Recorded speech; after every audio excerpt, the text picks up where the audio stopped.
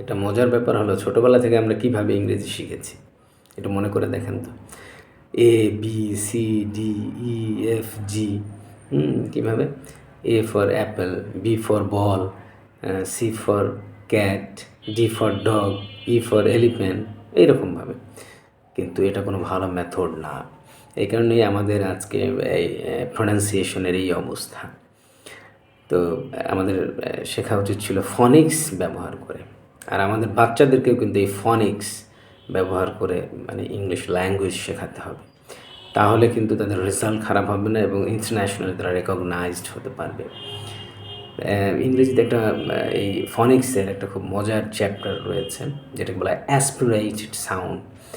এই যে aspirated sound, এখানে তিনটা সাউন্ড খুব মজার, তিনটা সাউন্ড। যেমন পি টি কে, যেমন পিকে আমরা বলি পেন, কিন্তু এটা ফ্যান, পিটাকে ফি এর মতো করে। আবার টিকে আমরা বলি টেন, ঠেন, এটাকে আবার এভাবে যে টেনশন, অ্যাটেনশন।